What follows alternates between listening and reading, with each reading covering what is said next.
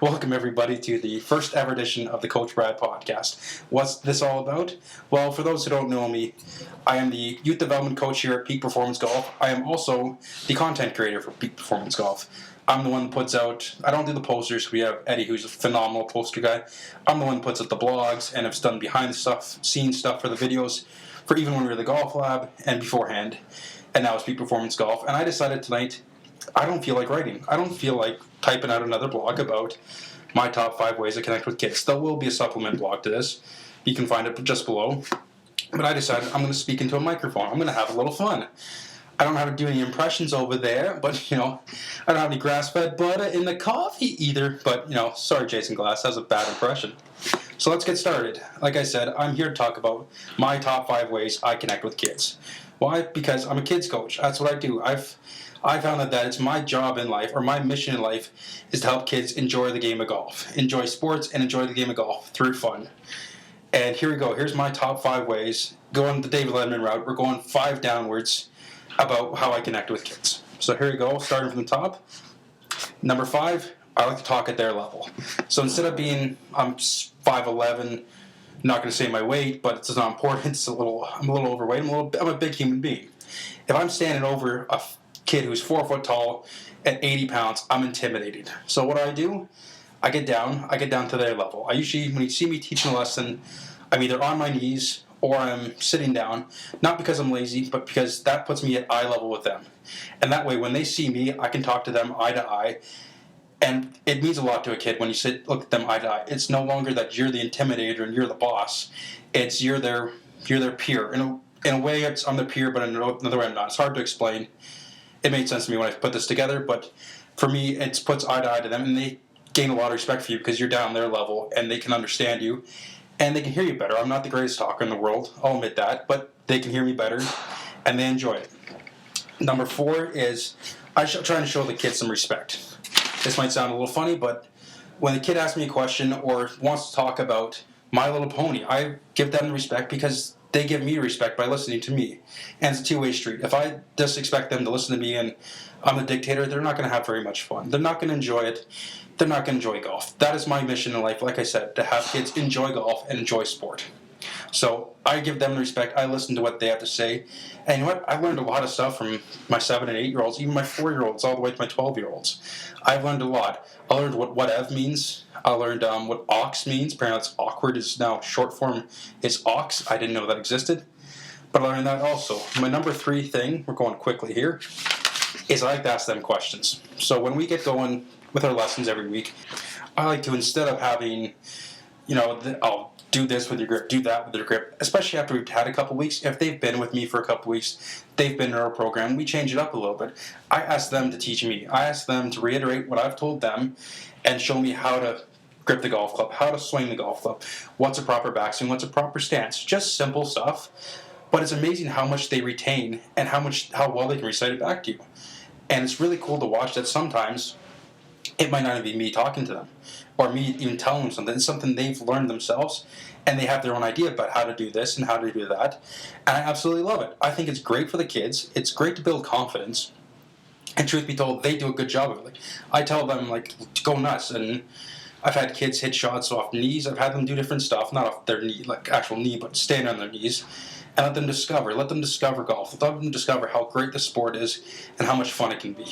Like I said, golf is meant to be fun. I let them do it. I let them have fun. Number 2 is this might sound a little bit funny to explain, so bear with me here. You can fast forward 15 seconds if you need to through this jibber jabber. But number 2 is I like to be involved with these kids. My favorite story I ever had was I met a young man I teach. His name's Alexander Quigley. Great kid. He's 7, maybe 8 years old now. He loves Sonic the Hedgehog. Like, as much as you or I love golf, he loves Sonic the Hedgehog. It's the coolest thing to him. So first couple of times he came to our clinic, it was, he wanted to run like Sonic, he wanted to be like Sonic, he wanted to do everything like Sonic. So when he came for his first private session, I realized, hey, wait a minute, let's embrace Sonic. Let's not try and fight the fact he loves Sonic. Let's embrace Sonic. So what did we do? It sounds really funny, but we have a projector screen in our simulator bay that was not being used that day, and he's hitting shots, and we're talking about getting the ball up in the air and how to make the ball go higher. And he realized this is how you make the ball go up in the air. And I clued into me. Who goes up in the air in Sonic? Tails. Tails, the little furry flying buddy, he gets up in the air and he spins around his tail and he goes higher. So I asked him to make the golf ball fly like Tails. The ball started going higher on our flight scope. It's going, wait a minute, the ball's getting up in the air more.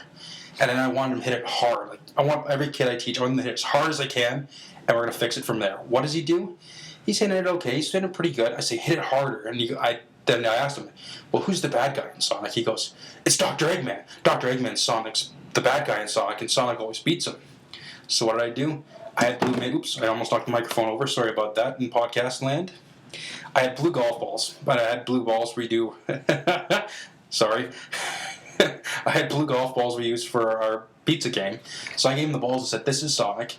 And on our projector screen, we have it connected to Apple TV.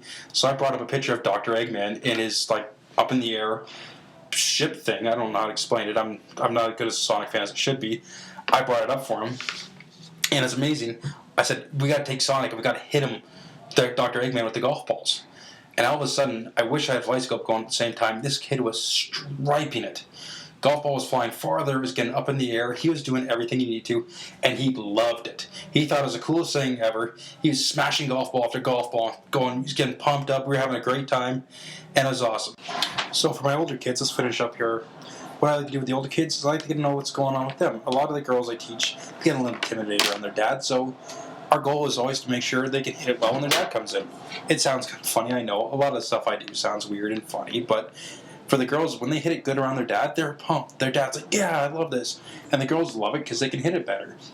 And that's what I try and do. I don't know what to say.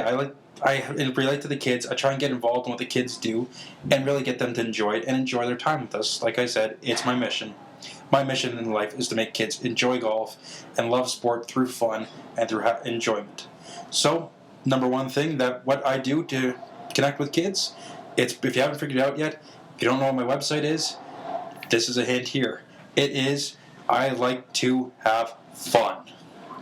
Did your mind blow? If you guys have seen me teach a clinic, you know what I'm talking about. We play sports, we do everything but goof off. I never want to hear someone say, hey, Brad, you goof off with the kids, because I don't. Goofing off is when it's unsafe and it's not planned.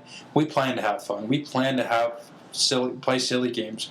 We plan to make pizza with golf balls in a sprint. We plan to do running and jumping and obstacle courses. Everything is designed to have fun, be active, let them enjoy it, let them enjoy moving their bodies, and enjoy golf. Because after all, like my website says, golf is fun. If that's not a shameless plug, I don't know what is. But to talk about it, we have an extension website of Peak Performance Golf, only dedicated to junior golf. It's where you can find all our stuff, and the website is golfisfun.ca. I came up to me one night, we're going to talk about another podcast when I launched the website officially, but golfisfun.ca is your home for all things junior golf to do with Peak Performance Golf, where it'll be this summer, what we're doing on Thursday nights, on Saturday nights, summer camps, March break camp, you name it, you can find it there. I'm reaching just past, unsure the 10-minute mark now, guys. I'm going to be signing off shortly. I just want to thank anyone who's still listening with me. This is my first edition of the Coach Brad podcast. I can't even say my name right. I'm so excited about it. It is a pleasure to do this. I hope you guys enjoyed it. I'm still producing poorly written blogs. I'll be doing reviews on the new Ping G line when it comes out, because I'm a Ping staff player, and I love the product. I'll be doing that.